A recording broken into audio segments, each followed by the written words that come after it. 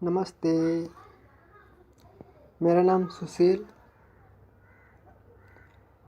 और आज फिर लाया हूँ एक और नया वीडियो जो कि वैवाहिक जीवन पे ही आधारित है। जो दाम्पत्यिक व्यक्ति हैं वे किस आधार पे अपना वैवाहिक जीवन जी रहे हैं। जैसा कि अब तक संसार में समाज में देखा समझा, इस आधार पे जो कुछ समझा जो देखा इस पे कुछ बात करूँगा। दाम्पत्यिक जीवन जीते हुए व्यक्ति, वैवाहिक जीवन जीते हुए दाम्पत्यिक किस तरह से जीता है, किस तरह से उनका चुनाव होता है वैवाहिक जीवन के लिए, इस बारे में पिछले वीडियो में भी बहुत सारी बातें की थी। तो बढ़ते हैं आगे, समझने की कोशिश करते हैं कि आगे दाम्पत्यिक जीवन में जो गुजर रहा है, जो चल रहा है, वो किस प्रकार है, क्या है, कैसे वो अपना चुनाव कर रहे हैं, कैसे जी रहे हैं। इस संबंध में दाम्पत्यिक जीवन के बारे में जैसा कि पहले बताया है, आम तौर पर घर परिवार समाज खुद चुनता है कि किनको किनके साथ दाम्पत्यिक या वैवाहिक जीवन गुजारना है, किसके साथ वो विवाह करें। तो ये सब घर परिवार समाज उनके लिए चयन करते हैं किनके साथ वो अपना जीवन दाम्पत्यिक का गुजारें। साथ साथ परिवार समाज उन दंपति को सामाजिक रीति रिवाज की परंपरा नामक ओढ़नी पहनाते हैं, या यूं कहूँ कि दंपति के ऊपर थोपे जाते हैं। थोपना मैं इसलिए कह रहा हूँ क्योंकि उस विषय में दंपति को, व्यक्ति को उस रीति रिवाज के बारे में कुछ मालूम नहीं होता है। उस विषय में उनकी कोई विचारणा, कोई समझ नहीं होती है। उसके बारे में उन्हें कुछ ज्ञात नहीं होता। वे क्यों कर रहे हैं, उसके पीछे के उद्देश्य क्या थे, जो रीति रिवाज कर रहे हैं वो बिना जाने करने पड़ते हैं। वे छोड़ नहीं सकते क्योंकि घर परिवार समाज का डंडा उनके पीछे ही रखा हुआ होता है। घर परिवार समाज तय करता है कि दाम्पत्यिक जीवन, व्यक्ति का वैवाहिक जीवन उन्हें किन रास्ते से चलना है और किनके साथ संबंध बने। इस संबंध बनवाने के पीछे आमतौर पर उद्देश्य क्या है, इस संबंध का आधार क्या है, इस बारे में जब भी सोचता हूँ तो हैरत में पड़ जाता हूँ। इस संबंध के पीछे का राज शारीरिक संतुष्टि और भोग विलासता, काम वासना पूरी करना, शारीरिक तौर पर एक दूसरे का शोषण ही नज़र आता है।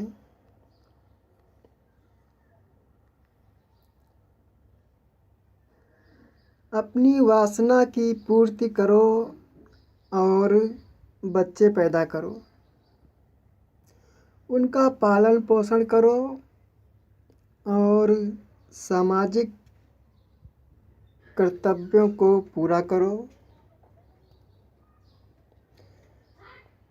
जो अपना कर्तव्य है, जो उसे तो शारीरिक तौर पर एक दूसरे का शोषण ही नज़र आता है। अपनी वासना की पूर्ति करो और बच्चे पैदा करो, उनका पालन पोषण करो और सामाजिक कर्तव्यों को पूरा करो। जो बच्चे पैदा करो उनका विवाह करो, उनका विवाह करने का जो कर्तव्य है, जो उसे अपना कर्तव्य समझते हैं, उनको पूरा करो और इनके लिए पूरी ज़िंदगी श्रम करो। और व्यक्ति इसी के लिए अपना जीवन झोंक रहा होता है, कभी ख्याल नहीं करता कि जो हम कर रहे हैं इससे हम पा क्या रहे हैं, आखिर क्यों ये कर रहे हैं। ऐसा सवाल अपने आप से नहीं उठाते। क्या यही है जीवन जीने का ढंग?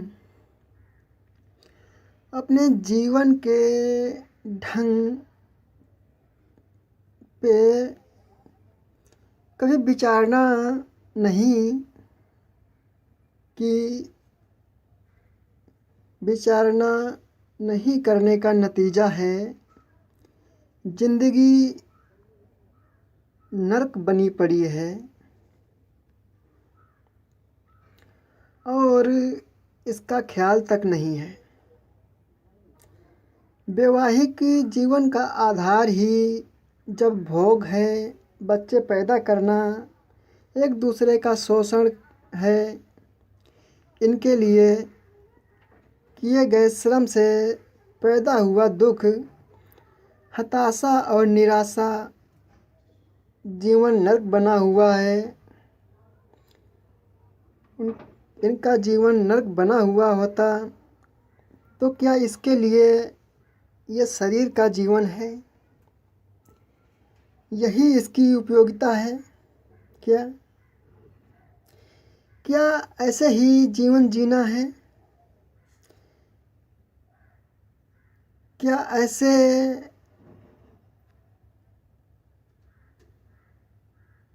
और यही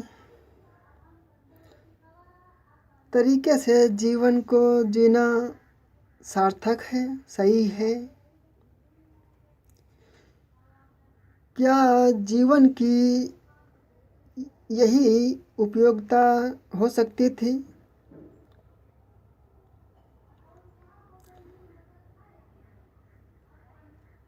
क्या ऐसे जीवन जीना कहा जा सकता है? क्या हम इस तरीके के जीवन को जो जी रहे हैं इसे जीवन जीना कह सकते हैं। समझ कर देखना, विचार कर देखना, थोड़ी सी समझ लगा के देखना, क्या इसके लिए ही ये जीवन था जो अब तक हम कर रहे हैं। घर परिवार समाज के द्वारा चयनित दाम्पत्य जीवन की तरफ जब भी देखा है तो इस तरह नज़र आता है। नव दंपत्ति का नया विवाह हुआ, एक दूसरे को दोनों ही बड़े मन भाए, मानो जिंदगी किसी स्वर्ग में जी रहे हैं। इतनी खुशी, इतना उत्साह जीवन में, शारीरिक भोग वृत्ति अपनी चरम पर बनी हुई। दोनों का जीवन खुशियों से अपने चरम पर, घर परिवार का सहयोग पूरा मिल रहा, आ रहा मज़ा। अब तो मज़े ही मज़े हैं। जब व्यक्ति का विवाह होता है, नव विवाहित दंपत्ति की या व्यक्ति जो कि उनका शुरुआती जीवन वैवाहिक का जो होता है वो इस तरह से जीते हैं कि मानो उनकी ज़िंदगी में खुशियाँ ही खुशियाँ, आनंद ही आनंद, उत्साह ही उत्साह भर गया हो। तो जब व्यक्ति की नई नई शादी होती है तो घर परिवार का सहयोग पूरा मिलता। अब वो सोचता, आहा, मज़े ही मज़े हैं। दोनों ही युवा हैं, युवा होने का लुत्फ़ ले रहे हैं। यही नहीं और बहुत कुछ अपनी मज़े के लिए वो एक दूसरे का भोग कर रहे होते।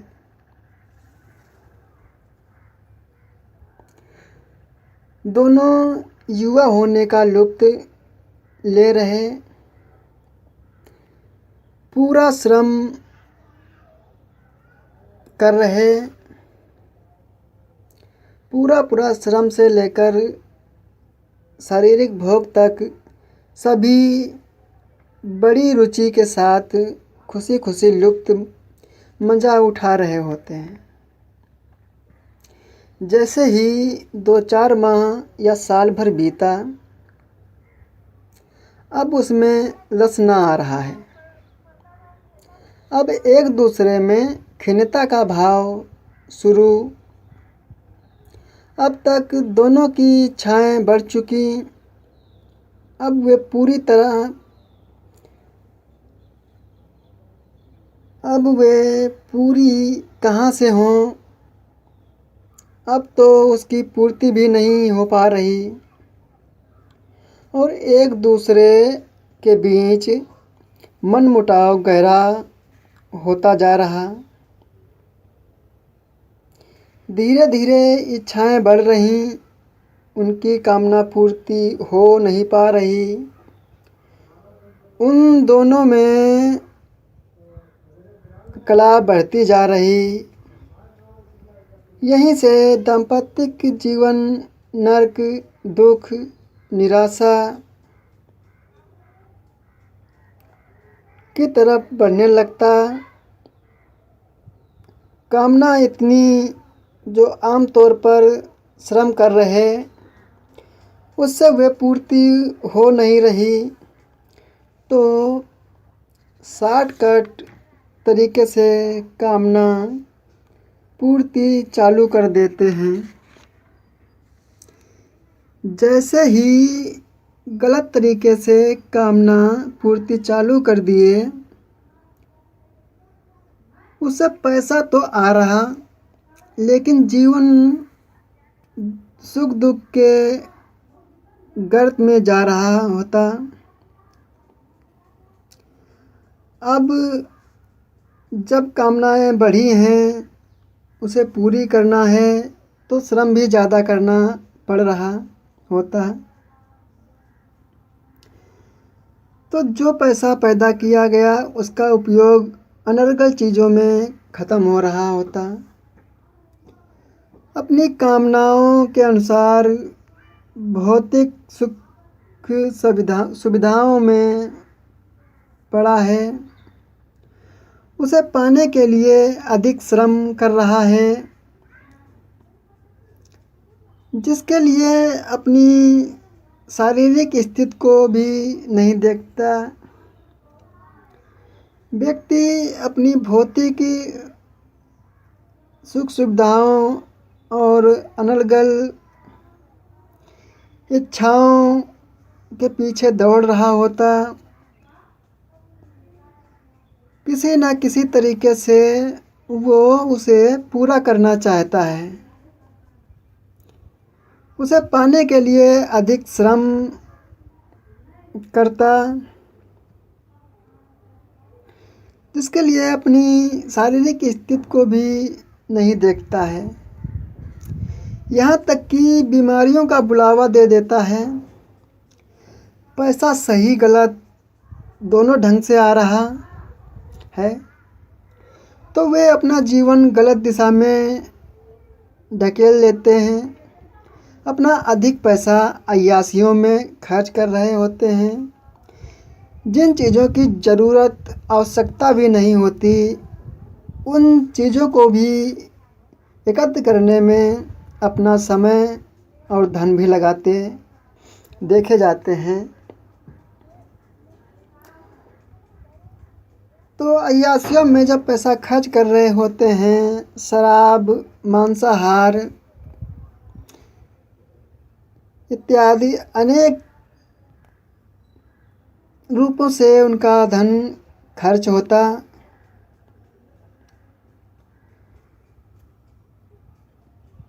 जो स्त्रियां हैं वे अपने शारीरिक रूप से सजने में, भौतिक चीज़ों में खर्च कर रही होती, जिससे उन्होंने विवाह किया। उनकी स्त्रियां वो अपना रंग रूप एवं त्वचा शरीर को ही संवारने सजाने में लगी रहती। इसमें वो अपना धन खर्च करती देखी जाती हैं। तो स्त्रियां अपनी भौतिक सुंदरता, शरीर की सुंदरता के लिए अनेक चीज़ों पर पैसा ख़त्म कर रही होती। इनकी कामना भी ऐसी, जिनसे ये खुशी होती हैं वे भी भौतिक पदार्थ पर निर्भर ज़्यादा होती हैं। इन्हीं पर निर्भर ज़्यादा रहती हैं। इससे ऊपर कुछ सुझाता नहीं। पैसे का उपयोग किन किन जगह किया जाए इनका पता नहीं, सही उपयोग क्या पता नहीं। तो जैसा चाहते वैसा उपयोग करते पैसे का। अपना अधिक धन नशे, शराब, मांसाहार अनेक तरह की अय्यासियों में खर्च करते देखे जाते हैं समाज में। जो व्यक्ति अपना पारिवारिक या वैवाहिक जीवन जी रहा होता आगे, तो इस प्रकार से वो अपना वैवाहिक जीवन आगे बढ़ाता है। इस भोग में व्यक्ति इतना उतर जाता है, इतनी तरह से तन्मय हो जाता है कि वो शरीर स्वास्थ्य के लिए बीमारियों का बुलावा दे देता है। फिर शरीर स्वास्थ्य के लिए बीमारियों पे पैसा चला जाता है उसे सही करने में, शरीर का स्वास्थ्य सही हो इसके लिए वो उस पे पैसे ख़त्म करते रहते हैं। तो कमाया जो वो अब शरीर के स्वास्थ्य के लिए बहुत सारा धन इसमें लगा देते, वे इस तरह जीवन गुजार रहे, इस पे कभी सोचते तक नहीं ये क्या और क्यों कर रहे हैं। उन्हें बस इस तरह से जीना है। जरा सोचना, क्या ऐसा जीवन होना चाहिए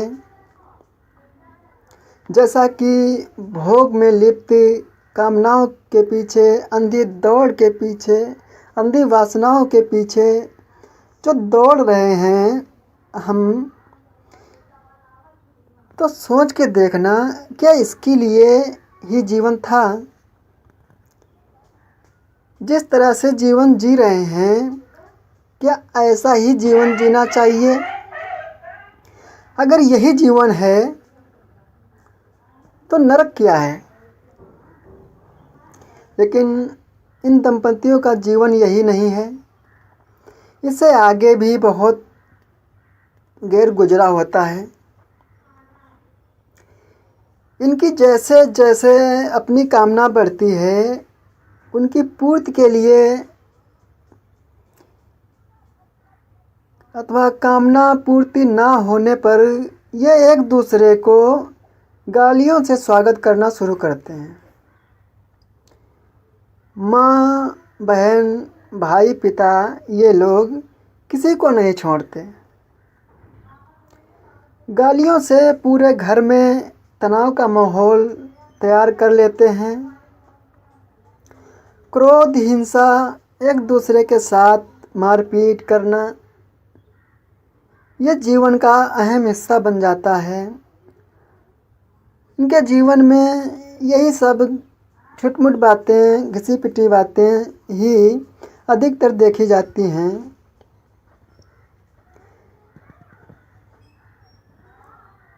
पत्नी गालियाँ सुना रही पति को, पति श्रम कर रहा, शाम को या सुबह आता है, उसकी कामना पूर्ति नहीं हुई, दोनों आपस में लड़ाई झगड़ा शुरू कर देते हैं। क्या यही जीवन है? इसी जीवन के लिए हम दाम्पत्य जीवन को अपनाए थे, वैवाहिक जीवन को क्या इसलिए ही अपनाया गया था? इसे जीवन जीना कहते हैं। क्या यही जीवन जीना है? इस पर कभी नहीं सोचते, अपनी बुद्धि नहीं लगाते। समझ नाम की चीज़ है ही नहीं ज़िंदगी में। जिस तरीके से ये जीते हैं इससे तो यही प्रतीत होता है कि इनकी ज़िंदगी में समझ नाम की कोई चीज़ नहीं है। ये बस जिए जा रहे हैं, किसी तरीके से अपना जीवन काट रहे हैं।